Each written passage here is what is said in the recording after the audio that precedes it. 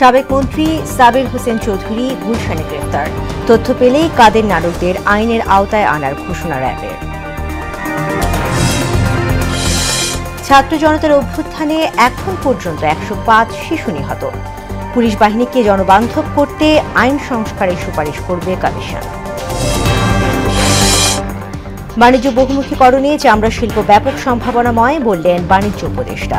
রপ্তানি বাধা দূরীকরণে কার্যকর পদক্ষেপ চাইলেন খাত সংশ্লিষ্টরা। এবং বন্যায় বিপর্যস্ত 3 জেলার বিস্তীর্ণ জনপদ, খাদ্য বাসস্থান সংকটে হাহাকার। অগাস্টের প্লাবনে ক্ষতি 14,500 কোটি টাকা।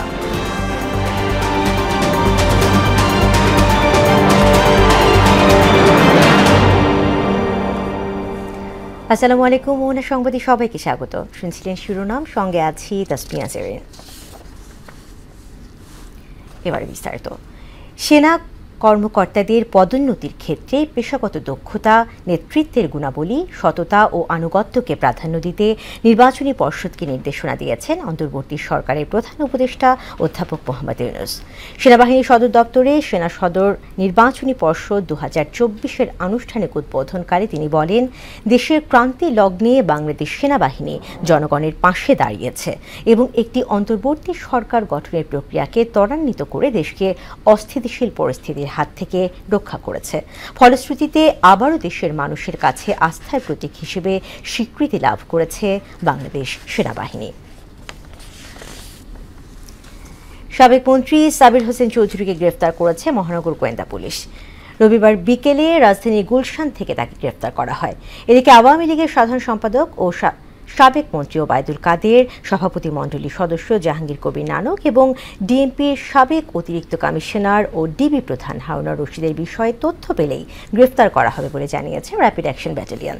আরও জানাচ্ছেন কাজী এহসান বিন্দিদার। ছাত্র জনতার আন্দোলনে সহিংসতার ঘটনায় সারা দেশেই মামলা হয়েছে। এরই প্রেক্ষিতে গ্রেফতার চলছে। এরই অংশ হিসেবে গুলশানের নিজ বাসা থেকে গ্রেফতার হয়েছেন সাবেক মন্ত্রী সাবির হোসেন চৌধুরী। ডিএমপির মিডিয়া অ্যান্ড পাবলিক রিলেশনস বিভাগের উপকমিশনার মোহাম্মদ তালেবুর রহমান এ তথ্য নিশ্চিত করে জানিয়েছেন, সাবেক এই মন্ত্রীর বিরুদ্ধে একাধিক মামলা রয়েছে। এদিকে কারওয়ান বাজারে এক সংবাদ সম্মেলনে র্যাবের মুখপাত্র বলেন, আওয়ামী লীগের সাধারণ সম্পাদক ও সাবেক মন্ত্রী ওবায়দুল কাদের, সভাপতিমণ্ডলীর সদস্য জাহাঙ্গীর কবির নানক এবং ডিএমপির সাবেক অতিরিক্ত কমিশনার হারুনুর রশিদ সহ হেভিওয়েটদের তথ্য পেলেই গ্রেফতার করা হবে। 39 জনকে বড় পর্যায়ের নেতা যারা 39, তাদেরকে তো আমরা গ্রেফতার করেছি, যারা মামলার 1 নাম্বার 2 নাম্বার আসামি, এবং প্রতিদিনই আপনি দেখবেন যে রাহক তাদেরকে আমরা ধরতেছি। ধরপাকড়ের শুরুতেই অনেকের দেশ ত্যাগের খবর পাওয়া গেলেও এখন সবার নজর থাকবে আইনশৃঙ্খলা রক্ষাকারী বাহিনীর দিকে এবং তাদের তৎপরতার দিকে। কাজী এহসান বিন্দিদার, মোহনা সংবাদ, ঢাকা। ছাত্র জনতার অভ্যুত্থানে এখন পর্যন্ত 105 শিশু নিহত হয়েছে, তবে এর সংখ্যা আরও বাড়তে পারে বলে জানালেন মহিলা ও শিশু বিষয়ক উপদেষ্টা শারমিন এস মুর্শিদ। সচিবালয়ের নিজ কার্যালয়ে সাংবাদিকদের তিনি কথা বলেন। ইউনিসেফের সূত্রে উপদেষ্টা জানান, বয়স্ক ও বিধবা সহ মহিলা ও শিশু মন্ত্রণালয়ের বিভিন্ন ভাতা দেওয়ার ক্ষেত্রে 43% ত্রুটিপূর্ণ। সব সরকারি ও বেসরকারি প্রতিষ্ঠানে ডে কেয়ার সেন্টার করার আহ্বান জানিয়ে তিনি বলেন, এ বিষয়ে সহযোগিতা করবে মন্ত্রণালয়। 43% ডিভিয়েশন, তার মানে এরর মানেই হচ্ছে ভুল জায়গায় যাচ্ছে। হ্যাঁ, একটা হচ্ছে বিয়োগ হচ্ছে, পাচ্ছে না, আর একটা হচ্ছে ভুল জায়গায় যাচ্ছে, এবং এই দুটোরই পরিসংখ্যান আমরা পেয়েছি। এখন আমাদেরকে আমরা মনে করছি যে আমাদের MIS অ্যাপ্লিকেশনটা যখন হয়ে যাবে, যেটা ইজ নাও আন্ডার রিভিউ, এই জায়গাটা থেকে আমরা অনেক ইমপ্রুভড জায়গায় আসতে পারবো। গণমুখী ও জনবান্ধব পুলিশ বাহিনী গড়ে তুলতে প্রায় 150 বছরের পূর্ণ পুলিশ আইন সংস্কারের সুনির্দিষ্ট সুপারিশ করা হবে বলে জানিয়েছেন পুলিশ সংস্কার কমিশনের প্রধান সফররাজ হোসেন। সকালে সচিবালয়ে স্বরাষ্ট্র উপদেষ্টা অবসরপ্রাপ্ত লেফটেন্যান্ট জেনারেল জাহাঙ্গীর আলম চৌধুরীর সঙ্গে বৈঠক শেষে তিনি বলেন, পুলিশকে জনগণের আস্থায় ফিরিয়ে আনতে হবে। আমরা শুধু কিছু সুপারিশ করব যে এই ধারাগুলো আমরা চেঞ্জ করা দরকার। কিছু কিছু ধারা আমরা দেখেছি যেগুলো আমাদের হয়তো 1861 সালের আইন, মানে 150 বছর হয়ে গেছে, সেখানে এটা আধুনিকরণ করা উচিত। তো আমরা কিছু কিছু ধারা বলে দেবো যে এই জায়গায় আমরা দেখতে পাচ্ছি যে সমস্যা হচ্ছে এবং আমার মনে হয় পরিবর্তন করা দরকার। আমরা চাই যে এটা গণতান্ত্রিক দেশে পুলিশ একটা ভালো একটা বাহিনী একটা কাজ করুক, বিভাগ কাজ করুক, জনসাধারণের যাতে সেবা দিতে হয়, মুখ্য উদ্দেশ্য হয় জনসাধারণকে সেবা দেওয়া। বাণিজ্য বহুমুখীকরণে চামড়া শিল্পের ভূমিকা গুরুত্বপূর্ণ। এই শিল্পের অনেক সম্ভাবনা আছে বলে জানালেন বাণিজ্য উপদেষ্টা ডক্টর সালেউদ্দিন আহমেদ। দুপুরে অর্থ মন্ত্রণালয়ের সম্মেলন কক্ষে Bangladesh finished leather goods and footwear exporters association ও বাংলাদেশ ট্যানার্স অ্যাসোসিয়েশনের প্রতিনিধিদের সঙ্গে মতবিনিময় শেষে তিনি কথা বলেন। এ সময় উদ্যোক্তারা জানান, সাভারের হেমায়েতপুরে ট্যানারি পল্লীতে কেন্দ্রীয় বর্জ্য শোধনাগার নির্মাণ শেষ না হওয়ায় বৈশ্বিক লেদার ওয়ার্কিং গ্রুপ এর সনদ পাচ্ছেন না তারা, যার প্রভাবে ইউরোপ ও যুক্তরাষ্ট্রে চামড়া রপ্তানি করা যাচ্ছে না বলেও জানান তারা। চামড়া শিল্প এবং চামড়াজাত দ্রব্য ফুটওয়্যার থেকে শুরু করে সেটা সম্ভাবনা এখন এক্সপোর্ট, এটা যেন একটা বড় একটা এক্সপোর্ট সেক্টর হিসেবে পরিগণিত হয়, সেই ব্যাপারে আলাদা করে এবং এটা সম্ভাবনা আছে। এবং আমাদের যারা চামড়া শিল্পে যারা আছে তারা অভিজ্ঞতা সম্পন্ন। এবং আরেকটা সুবিধা হলো এখানে চামড়াটা একটা ওয়ান অফ দি র মেটেরিয়ালটা কিন্তু দেশীয়, গার্মেন্টের আবার সুতা আনতে হয়, তুলা আনতে হয়, কিন্তু এটা কিন্তু বেশিরভাগ র মেটেরিয়াল। এবারে দুর্গাপূজায় কোনো নিরাপত্তা ঝুঁকি নেই বলে জানিয়েছেন নিরাপত্তা উপদেষ্টা লেফটেন্যান্ট জেনারেল মোহাম্মদ জাহাঙ্গীর আলম চৌধুরী। বিকেলে রমনা কালী মন্দিরে দুর্গাপূজার প্রস্তুতি দেখতে গিয়ে তিনি কথা বলেন। এ সময় স্বরাষ্ট্র উপদেষ্টা আরও বলেন, পূজা মণ্ডপগুলোতে ৮ দফা নির্দেশনা পাঠানো হয়েছে। মণ্ডপের নিরাপত্তায় সেনাবাহিনী এবং নৌবাহিনী মোতায়েন থাকবে বলেও জানান তিনি। এতে কেউ বিশৃঙ্খলা চেষ্টা করলে কঠোর হাতে দমন করার হুঁশিয়ারিও দেন স্বরাষ্ট্র উপদেষ্টা। এই পূজা উদযাপনের জন্য আমরা সেনাবাহিনীকেও মোতায়েন করেছি, নৌবাহিনীকেও মোতায়েন করা হয়েছে, বিমান বাহিনীকেও মোতায়েন করা হয়েছে। এবার এই জন্য আপনারা কোথাও কোনো ধরনের বাধা বিপত্তি আপনারা ফেস করবেন না। প্লাস আমরা এপিএমসির মাধ্যমে যেন কোথাও কোনো কিছু হলে সাথে সাথে খবর পৌঁছে যায়, ওই ব্যবস্থা আমরা করেছি। ভয়াবহ বন্যায় বিপর্যস্ত হয়ে পড়েছে শেরপুর ও নেত্রকোনা। ময়মনসিংহেও অবনতি ঘটেছে বন্যা পরিস্থিতির। বৃষ্টি আর পাহাড়ি ঢলে প্রতিদিনই বাড়ছে বিভিন্ন নদ নদীর পানি। শেরপুরে নতুন করে প্লাবিত হয়েছে ২৮টি ইউনিয়নের ২ শতাধিক গ্রাম। পানিবন্দী মানুষের সংখ্যা ১.৫ লাখেরও বেশি। শেরপুরে আরও ২ জনের মৃত্যুর খবর পাওয়া গেছে। আরও জানাচ্ছেন আফরিন পপি। বৃষ্টি আর পাহাড়ি ঢলে শেরপুরের মহারশী, সোমেশ্বরী, চেল্লাখালী, ভোগাই ও মৃগী নদীর পানি বিপদসীমার উপর দিয়ে প্রবাহিত হচ্ছে। এতে শেরপুরের সার্বিক বন্যা পরিস্থিতি চরম অবনতি হয়েছে। নতুন করে তলিয়ে গেছে শেরপুর সদর এবং নাকলা উপজেলার ৭টি ইউনিয়ন। সব মিলিয়ে পানিবন্দী হয়ে পড়েছে ১.৫ লাখেরও বেশি মানুষ। নালিতাবাড়ি ও ঝিনাইগাতির সব শিক্ষা প্রতিষ্ঠানকে আশ্রয় কেন্দ্র ঘোষণা করেছে প্রশাসন। বাড়িঘর, ফসল ইত্যাদি সবকিছু মাছের প্রজেক্ট এলাকাবাসীর ব্যাপক হারে ক্ষয়ক্ষতি হয়েছে। ফসল, ক্ষেত খোলা, পুকুর, ঘাস, চড়াই, মুরগি সবই ক্ষতিকর হয়েছে।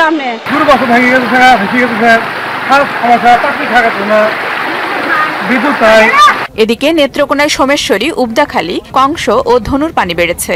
এতে দুর্গাপুরের ৩টি ইউনিয়নের অন্তত ১৫ গ্রামের প্রায় ২০,০০০ মানুষ পানিবন্দী হয়ে মানবেতর জীবনযাপন করছে। প্লাবিত এলাকার মানুষের সব ধরনের সহায়তা করা হবে বলে জানিয়েছেন জেলা প্রশাসক। যেই মানুষগুলো প্লাবিত হয়েছে আমাদের স্থানীয় মেম্বার মহোদয় ওনাদের সহযোগিতায় আমরা আজকে ১০০ পরিবারকে ত্রাণ সামগ্রী বিতরণ করলাম। আমরা পরবর্তীতে এই ত্রাণ বিতরণ অব্যাহত থাকবে। একই পরিস্থিতি ময়মনসিংহের হালুয়াঘাট ও ধোবাউড়ার। টানা বৃষ্টি ও পাহাড়ি ঢলে বেশিরভাগ এলাকা তলিয়ে গেছে। ক্ষতিগ্রস্ত হয়েছে ফসলি জমি, ঘরবাড়ি, রাস্তাঘাট, মৎস্য ও হাঁস মুরগির খামার। দেখা দিয়েছে শুকনো খাবার ও সুপেয় পানির সংকট। ক্ষতি হয়েছে যে হাঁস মুরগি, গরু, ছাগল, এরপরে ধান বন আসিম শেষ। আমরা এখন বর্তমানে পানির উপরে বাঁচতেছি। প্রচুর ক্ষতি হয়েছে, মানে বর্তমানে যে কোনো সব ভাষা মানে ধান বন যা আছে সব পানির তলে। রান্না বান্না নাই, ২-৩ দিন ধরে পানি আইছে, ক্ষেত খোলা পড়ে গেছে, দিকে মাছ গেছে গা। এদিকে ত্রাণ সামগ্রীর জন্য অপেক্ষায় আছেন বন্যা দুর্গতরা। নারী, শিশু ও বৃদ্ধ সহ পানিবন্দীদের উদ্ধারে সর্বোচ্চ চেষ্টা করছে স্থানীয় প্রশাসন সহ স্বেচ্ছাসেবী সংগঠন, বিজিবি ও সেনাবাহিনী। আফরিন পপি, মোহনা সংবাদ। দেশের পূর্বাঞ্চলের সাম্প্রতিক বন্যায় 14,500 কোটি টাকার ক্ষয়ক্ষতি হয়েছে। সবচেয়ে বেশি ক্ষতি হয়েছে কৃষি খাতে। সেন্টার ফর পলিসি ডায়ালগ সিপিডির পর্যালোচনা প্রতিবেদনে এমন তথ্য উঠে এসেছে। এতে ত্রাণ বিতরণে প্রশাসন ও এনজিওদের সমন্বয়হীনতার কথাও উল্লেখ করা হয়েছে। এমআরএসের রিপোর্ট। আর থার্ড যে বিষয়টি সেটা ফেনী, নোয়াখালী, কুমিল্লা অঞ্চলে স্মরণকালের ভয়াবহ বন্যায় ক্ষয়ক্ষতি ও পুনর্বাসন প্রক্রিয়া নিয়ে বিশ্লেষণমূলক প্রতিবেদন প্রকাশ করেছে সিপিডি। সেখানে বলা হয়েছে পূর্বাঞ্চলের বন্যায় $120 কোটি মূল্যের ক্ষয়ক্ষতি হয়েছে, বাংলাদেশি মুদ্রায় যা প্রায় 14,500 কোটি টাকা। আমাদের দেশের পূর্বাঞ্চলের যে বর্তমান বন্যা হলো সেটা সংক্রান্ত ক্ষয়ক্ষতি এই বছর এখন পর্যন্ত আমরা দেখতে পেরেছি যে 14,421 কোটি টাকা হয়েছে। যদি মার্কিন ডলারে দেখা হয় তাহলে এটা $1.2 বিলিয়ন মতন। এই ক্ষয়ক্ষতিটাকে যদি আমরা বর্তমান চলতি অর্থ বছরের বাজেটের অনুপাতে দেখি তাহলে এটা 1.81%। সবচেয়ে বেশি ক্ষতি হয়েছে কৃষি, মৎস্য ও অবকাঠামো খাতে। কৃষি এবং বনায়ন যে খাত তার ভেতরেই ক্ষতিটা সবচেয়ে বেশি হয়েছে, 5,169 কোটি টাকার মতন, যেটা সর্বমোট যেই ক্ষয়ক্ষতি হয়েছে তার মোটামুটি 35% বেশি, প্রায় 36%। ত্রাণ কার্যক্রমে নানা কারণে প্রত্যাশিত ভূমিকা রাখতে পারেনি বিভিন্ন বেসরকারি সংস্থা। সরকারি পর্যায়ে আমাদের সিদ্ধান্ত হয়েছে যে আমরা এনজিওদের সাথে কোলাবোরেশনে যাব, কিন্তু মাঠ পর্যায়ে সেটা ইমপ্লিমেন্টেশন অনেক ঘাটতি ছিল। এনজিওর হেডকোয়ার্টার এবং ইসের মধ্যে কিন্তু কমিউনিকেশন গ্যাপটা হয়েছিল তাদেরও, তো এটা আসলে একটা বড় চ্যালেঞ্জ ছিল। গভর্নমেন্টের সাথে এই এনজিওদের কোনো কমিউনিকেশন অত ভালো ছিল না, আরো ভালো করার সুযোগ আছে আমাদের। এই বন্যা পরবর্তী সরকারের প্রথম পরীক্ষা ছিল উল্লেখ করে সহযোগিতা কাঠামোয় ব্যাপক পরিবর্তনের পরামর্শ দিয়েছে সিপিডি। দুর্যোগ মোকাবেলাটি অন্তর্বর্তী সরকারের জন্য দুর্যোগ মোকাবেলায় প্রথম টেস্ট কেস ছিল। এমআর আসাদ, মোহনা সংবাদ, ঢাকা। জলবায়ু পরিবর্তনের ক্ষতিকর প্রভাব মোকাবেলায় আঞ্চলিক সহযোগিতার উপর গুরুত্বারোপ করেছেন পরিবেশ, বন ও জলবায়ু পরিবর্তন এবং পানি সম্পদ উপদেষ্টা সৈয়দা রিজওয়ানা হাসান। রাজধানীর ব্র্যাক সেন্টারে মানুষের জন্য ফাউন্ডেশন আয়োজিত এক সেমিনারে তিনি একথা বলেন। উজানের দেশগুলোকে আগে থেকে বৃষ্টিপাত, অবকাঠামোর অবস্থা ও পানি ছাড়ার সময় জানাতে হবে বলে মন্তব্য করে উপদেষ্টা বলেন, বন্যা মোকাবেলায় উজান ভাটির দেশগুলোকে একসঙ্গে কাজ করতে হবে। প্রাকৃতিক দুর্যোগে খাদ্য সংকট এড়াতে সরকার ব্যবস্থা নিচ্ছে বলেও জানান তিনি। এবারের বন্যার বা অন্যান্য প্রাকৃতিক দুর্যোগের কারণে যাতে খাদ্য নিরাপত্তায় কোনো প্রভাব না পড়ে সেজন্য দেশের বাজারকে প্রস্তুত রাখতে সরকার ব্যবস্থা নিচ্ছে। কিন্তু যদি দীর্ঘস্থায়ী বিষয়ের কথা বলেন, জলবায়ু পরিবর্তনের প্রকোপে এবং উজানের দেশগুলোর সাথে বন্যা সংক্রান্ত বা প্রাকৃতিক দুর্যোগ সংক্রান্ত, জলোচ্ছ্বাস সংক্রান্ত অভিন্ন জলরাশির ব্যবস্থাপনা বিষয়ে অনেক গুরুত্বপূর্ণ সমঝোতায় কিন্তু আমরা এখনো পৌঁছাতে পারিনি। সাবেক পরিকল্পনা মন্ত্রী এম এ মান্নানের জামিন আবেদন নামঞ্জুর করেছেন দ্রুত বিচার আদালতের বিচারক নির্জন কুমার মিত্র। এদিন তার অনুপস্থিতিতে জামিনের আবেদন করেন আইনজীবীরা। বিপরীতে জামিনের বিরোধিতা করে বাদীপক্ষ। উভয় পক্ষের যুক্তিতর্ক শুনে এম এ মান্নানের জামিন নামঞ্জুর করেন আদালত। এদিকে সাবেক মৎস্য ও প্রাণী সম্পদ মন্ত্রী আব্দুর রহমানের দেশ ত্যাগে নিষেধাজ্ঞা আরোপ করেছেন আদালত। দুদকের আবেদনের পরিপ্রেক্ষিতে ঢাকার মেট্রোপলিটন সিনিয়র স্পেশাল জজ আদালতের ভারপ্রাপ্ত বিচারক ফারজানা ইয়াসমিন আদেশ দেন। কলেজ থেকে বিশ্ববিদ্যালয়ে রূপান্তর হওয়ার 2 দশক পরও জগন্নাথ বিশ্ববিদ্যালয়ে আবাসিক হলের সংকট কাটেনি। বর্তমানে মেয়েদের জন্য মাত্র একটি হল চালু রয়েছে, যা পর্যাপ্ত নয়। অবিশ্বাস্য হলেও সত্যি বিশ্ববিদ্যালয়ের মর্যাদা পাওয়ার 19 বছরেও ছাত্রদের জন্য কোনো হল নির্মাণ হয়নি। ফলে বাড়তি খরচ দিয়ে 10,000 ছাত্রকে থাকতে হচ্ছে মেসে। মুদাসির আলীর বিশেষ প্রতিবেদন। জগন্নাথ কলেজ বিশ্ববিদ্যালয় হিসেবে মর্যাদা পায় 2005 সালে। এরপর দেখতে দেখতেই কেটে গেছে প্রায় 2 দশক। দীর্ঘ এ সময়ে ছাত্রদের জন্য গড়ে ওঠেনি কোনো আবাসিক হল। বিশ্ববিদ্যালয়টিতে সব মিলিয়ে শিক্ষার্থীর সংখ্যা 20,000। এর মধ্যে আবাসিক হলের চাহিদা আছে 10,000 শিক্ষার্থীর, যে জন্য প্রয়োজন অন্তত 12টি হলের। বর্তমানে ছাত্রীদের জন্য জনসন রোডে শেখ ফজিলাতুন্নেসা মুজিব বাদে নেই কোনো হল। হলের জন্য বরাদ্দকৃত জায়গার বেশিরভাগই বেদখলে। সম্প্রতি দখল হওয়া জায়গাগুলোর মধ্যে বংশালের মালিটলায় অবস্থিত ডক্টর হাবিবুর রহমান ও শহীদ নজরুল ইসলাম এবং প্যারিদাস রোডের বাণী ভবন হলের জায়গা নিজেদের দখলে নিতে পেরেছে বিশ্ববিদ্যালয় কর্তৃপক্ষ। শিক্ষার্থীদের অনেকেই এখন বিভিন্ন মেসে থাকছেন, এতে বাড়তি খরচও গুনতে হচ্ছে তাদের। বিশেষ করে ছাত্রদের কষ্টটাই বেশি। হল না থাকার কারণে আমাদেরকে মেসে থাকতে হয়। এই পরিবেশের মধ্যে আপনার খেয়ে না খেয়ে আমাদের জগন্নাথ বিশ্ববিদ্যালয় একটা বিশ্ববিদ্যালয়ের শিক্ষার্থীরা তারা কিন্তু দিনানিপাত করে। আমাদের বিশ্ববিদ্যালয়ের বয়স প্রায় 20 বছর, কিন্তু আমাদের কোনো আবাসন সংকটের যে সমস্যা ছিল এটা সমাধান করা হয়নি এখন পর্যন্ত। আমাদেরকে কিছু ভবন আমাদের ভাড়া নিয়ে আমাদের যে ছাত্ররা, দরিদ্র ছাত্ররা রয়েছে তাদেরকে দেওয়ার জন্য এবং তাদের আবাসনের ব্যবস্থা করার জন্য আমরা প্রশাসনকে অনুরোধ করছি। একমাত্র আবাসিক হলের জায়গা হয় না সব ছাত্রীর। এটা এক ধরনের আমাদের বলা যায় যে নামেই মাত্র হল, কারণ এখানে এত বেশি সীমাবদ্ধতা এখনো আছে যে এই সীমাবদ্ধতাগুলো যদি দূর না করা যায় তাহলে প্রতিনিয়ত আমাদের বিভিন্ন রকম সমস্যার সম্মুখীন হতে হচ্ছে। সমস্যার কথা স্বীকার করলেও বাস্তবতার কাছে অসহায় শেখ ফজিলাতুন্নেসা মুজিব হলের প্রভোস্ট অধ্যাপক ডক্টর সাবিনা শারমিন। আমাদের মেয়েদের যদিও একটা আছে, ছেলেদের তো একটাও নাই, তো সেই ক্ষেত্রে আরেকটা যদি কর্তৃপক্ষ পারে, সম্ভব হয় যে আরেকটা বাসা ভাড়া নিয়ে আরেকটা হলের ব্যবস্থা করা, তাহলে মেয়েদের থাকার ক্রাইসিসটা অনেকটাই আসলে স্টপ করা সম্ভব হবে। কিন্তু চাইলেই তো পাওয়া যাবে না, যে বাড়িগুলো তৈরি করা থাকে সেটা তো একটা হলের প্যাটার্নে থাকে না। কেরানীগঞ্জে নির্মাণ হচ্ছে জগন্নাথ বিশ্ববিদ্যালয়ের দ্বিতীয় ক্যাম্পাস, যেখানে কয়েকটি আবাসিক হল নির্মাণের কথা রয়েছে। তবে 5 আগস্ট সরকার পরিবর্তনের পর বিশ্ববিদ্যালয় প্রশাসনে রদবদল হওয়ায় এ নিয়ে স্পষ্ট করে কিছু জানাতে পারেনি নতুন কর্তৃপক্ষ। মুদাসসির আলী, মোহনা সংবাদ, ঢাকা।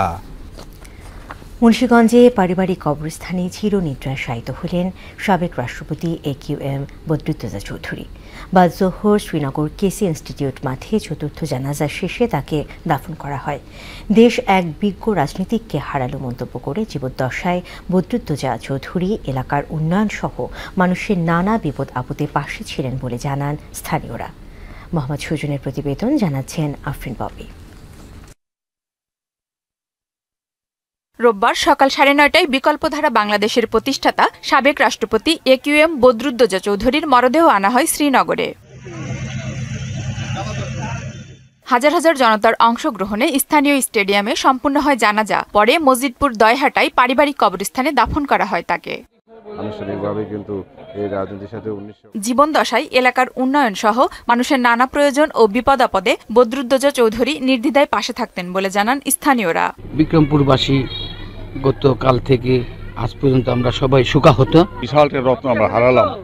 চিকিৎসা পেশায় চিকিৎসা উনি যা করেছেন, বিক্রমপুরের মানুষ গেলে তার এখন টাকা নিতেন না। বাপের মতো আর দাদার মতো এ লোক মনে হয় না বিক্রমপুর হইব করে। স্বচ্ছ রাজনীতিবিদ ছিলেন, তিনি চাইতেন যে সুষ্ঠু রাজনীতি, দেশ কিভাবে শান্তির শৃঙ্খলার সাথে কিভাবে দেশ চলে। বাবার ধর্মানুরাগ নিয়ে গর্ববোধ করেন ছেলে মাহিবি চৌধুরী। পরিকল্পনা করবো আল্লাহ, এর চেয়ে ভালো পরিকল্পনা নাই। আল্লাহর উপর বিশ্বাস রাখো, সমাজকে যদি, এবং আমি শেষ পর্যন্ত যেটা দেখলাম যে উনি মৃত্যুর চলে গেলেন 5 তারিখে, উনি তার আগের দিন পর্যন্ত যখন ওনার পুরাপুরি জ্ঞান ছিল, মৃত্যুর মুহূর্ত তার জ্ঞান কিন্তু ছিল, পুরাপুরি জ্ঞান ছিল যে মুহূর্ত পর্যন্ত আমি আমার বুদ্ধি হওয়ার পর থেকে আমার বাবাকে কোনোদিন এক ওয়াক্ত নামাজ কাজা হইতে দেখিনি। শনিবার ভোরে রাজধানীর একটি হাসপাতালে চিকিৎসাধীন অবস্থায় মৃত্যু হয় মুন্সিগঞ্জ 1 আসন থেকে 5 বার সংসদ সদস্য নির্বাচিত বদরুদ্দোজা চৌধুরীর। রাজনৈতিক জীবনে তিনি পররাষ্ট্রমন্ত্রী এবং রাষ্ট্রপতির মতো গুরু দায়িত্ব পালন করেন। আফরিন পপি, মোহনা সংবাদ। চাহিদা বেড়ে যাওয়ার পাশাপাশি বাজারে সরবরাহ সংকট, এ কারণে লাগামহীন ডিমের দাম প্রতি ডজন বিক্রি হচ্ছে 170 টাকায়। এদিকে বন্যার প্রভাব পড়েছে মরিচের বাজারে। দেশি মরিচ না থাকায় ভরসা এখন ভারতীয় মরিচ। 400 টাকায় বিক্রি হচ্ছে প্রতি কেজি। নিত্যপণ্যের দাম নিয়ন্ত্রণে অন্তর্বর্তী সরকারের কঠোর পদক্ষেপ দেখতে চান ভোক্তা সাধারণ। আরও জানাচ্ছেন রেজা খান। বাজারে মাছ মাংসের দাম আকাশ ছোঁয়া, গরিবের সম্বল একমাত্র ডিম। সেই এক হালি ডিমের দাম উঠেছে প্রায় 57 টাকায়। উপায় না পেয়ে অনেকেই কম দামে কিনছেন ভাঙা অথবা পচা ডিম। গরিব মানুষ যারা একটু নিম্ন আয়ের মানুষ হারায় নেয়, দাম কম পায় সেজন্য নেয়। ডিমের দাম এক সপ্তাহ যদি বাড়তেছে, ডিম পাওয়া যায় না, তার বাড়তি টাকা নগদ টাকা দিলে পাওয়া যায় না। আড়তদার যারা কিনতেছে তারা বলতেছে বর্তমানে ডিমে পাইকারি সরবরাহ কম হচ্ছে। মাছ মাংসের দাম বেশি, বাজারে সবজি নাই, সবজি উৎপাদন কম, সবজি ফসল নষ্ট হয়েছে, এই কারণে ডিমের চাহিদা বেশি, আর ডিমের চাহিদা বেশি কারণে ডিমের দাম বৃদ্ধি পাইছে। নির্বাচিত সরকার না থাকায় বাজার নিয়ন্ত্রণের তেমন প্রত্যাশাও নেই ভোক্তাদের। দুর্নীতি ছাড়া কেউ নাই, রাজনীতির মাঝে সব দুর্নীতি, যে রাজনীতি চাইব সেই দুর্নীতি। অস্থায়ী সরকার এ বা কি করবে, কার কাছে কি আনবে, তাই না? তো ভাসমান, এরা তো আর কেউ কিছু দিব না সহজে। পলিটিক্যাল গভর্নমেন্ট না, বুঝছেন তো, পলিটিক্যাল গভর্নমেন্ট না হইলে এ ধরনের কাজ এরা করতে পারবে না, আর আমরা এক্সপেক্টও করি না। এদিকে বন্যায় তলিয়ে গেছে ফসলের মাঠ ও ক্ষেত খামার, ফলে বাজারে নেই দেশি মরিচ। ভারতীয় মরিচের কেজি 400 টাকা। 400 টাকা যদি কাঁচা মরিচ হয় তাহলে অন্য তরকারি কেমনে খাইবো মানুষে? কাঁচা মরিচ মনে করেন যে ইন্ডিয়ান মরিচ না এলে বাংলাদেশের মরিচ তো 1200 টাকা কেজি। মরিচের গাছ সব নষ্ট হয়ে গেছে, এখন উৎপাদন কম, দাম বেশি। সিন্ডিকেটের পুরনো অভিযোগ করছেন কেউ কেউ।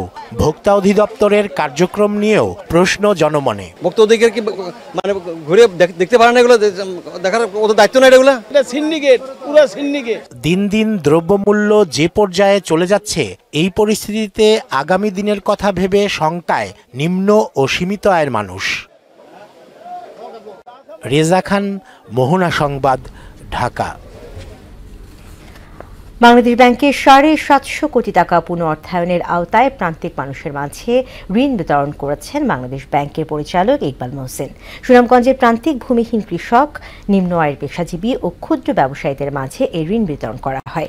অনুষ্ঠানে ব্র্যাক ব্যাংকের সিলেট অঞ্চলের প্রধান রেজাউর রহমান, বাংলাদেশ ব্যাংকের যুগ্ম পরিচালক তানভীর আহসান, ব্র্যাক ব্যাংকের ক্ষুদ্র ঋণ বিভাগের প্রধান বিপ্লব কুমার বিশ্বাস এতে উপস্থিত ছিলেন। শেষ করব মোহনা সংবাদ, যাওয়ার আগে শিরোনামগুলো আরও একবার।